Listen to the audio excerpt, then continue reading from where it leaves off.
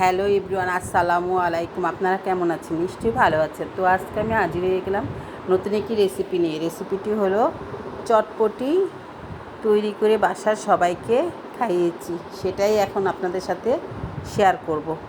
এই তো আমি এখানে ডাবলি সিদ্ধ দিয়ে দিয়েছি, সিদ্ধ প্রায় হয়ে এসেছে।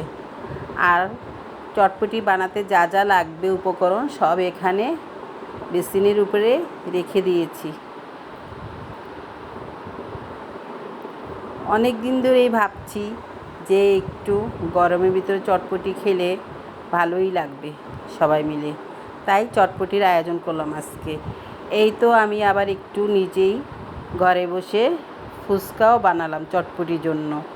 বেশি একটা বানাইনি, একটা রুটির মতো বেলে ময়দা দিয়ে আমি ফুচকাটা তাড়াতাড়ি করে বানিয়ে ফেলেছি। ফুচকা রেসিপিটা আপনাদের সাথে আরেকদিন আমি শেয়ার করব, আজকে আর শেয়ার করতে পারলাম না। এটা বানিয়েছিলাম চটপটির জন্য। এই তো আমার ফুচকাগুলো বানানো হয়ে গেছে। এখন আমি ফুচকাটি ভেজে নেব। দেখতেই তো পাচ্ছেন সবগুলো ফুচকা বানানো হয়ে গেছে। এখন আমি এক এক করে আগে একটা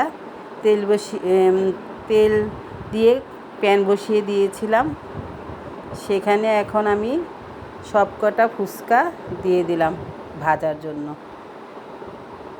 এই তো আমার ডাবলিটা সিদ্ধ হয়ে গেছে, এখন আমি নামিয়ে নিয়েছি। এটা এখন আমি একটা সার্ভিং বাটিতে ঢেলে নেব। তারপর চটপটি যত ময় মশলা আছে এটার ভিতরে অ্যাড করে দিয়ে দিব। দেখতেই তো পাচ্ছেন। এই চটপটিটা আমি সকালে 1-1.5-2 ঘন্টা পর্যন্ত ধুয়ে ভালো করে ভিজিয়ে রেখেছিলাম। তারপর 2টার পরে এটা 2 ঘন্টা পর্যন্ত আমি সিদ্ধ করেছি, তাই অনেক নরম হয়েছে চটপটিটা।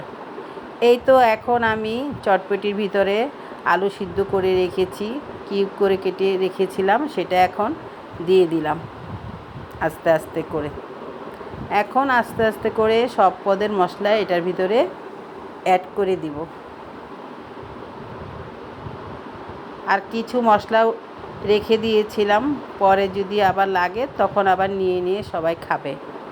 তো বিকেলের টাইমে বানিয়েছি, তো সবাই একসাথেই বসে খেয়ে নিয়েছে। এজন্য বড় বাটিতেই আমি চটপটিটা তৈরি করে ফেললাম। এই তো এখন আমি 1 চামচ লবণ দিয়ে দিয়েছি। আর আগে কাঁচামরিচ, পেঁয়াজ, আলু সিদ্ধ এগুলো দিয়ে নেড়ে চেড়ে নিচ্ছি সব একসাথে। দেখতেই তো পাচ্ছেন। দর্শক, আমার এই চটপটি রেসিপিটা যদি আপনাদের ভালো লেগে থাকে তাহলে অবশ্যই একটা লাইক, সাবস্ক্রাইব, কমেন্টস এবং একটা শেয়ার করে দিবেন। আপনাদের লাইক, কমেন্টস, শেয়ার, সাবস্ক্রাইব আমাকে অনেক দূরে এগিয়ে নিয়ে যেতে পারে। এই তো এখন আমি চটপটির মশলা ঘুরিয়ে ঘুরিয়ে দিয়ে দিচ্ছি যেন সব কিছুতেই লেগে যায়। এখন আমি এটাকে সুন্দর করে নেড়ে চেড়ে নেব।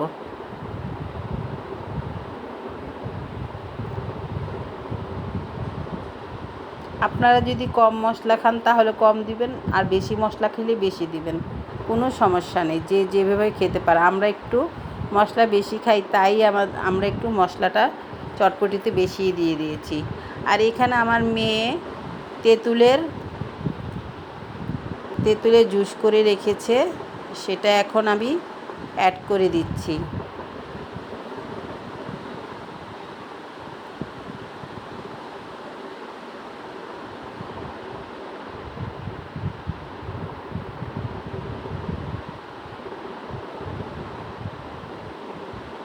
এখন একটু চিলি ফ্লেক্স দিয়ে দিলাম।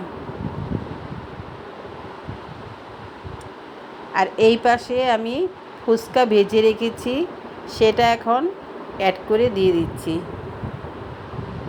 দেখতেই তো পাচ্ছেন।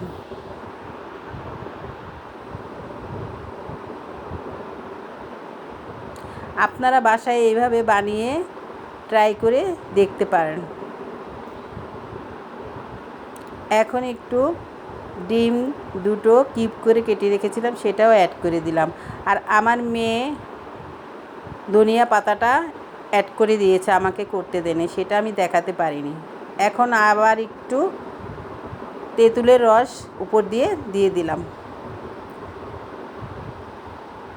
আল্লাহ হাফেজ।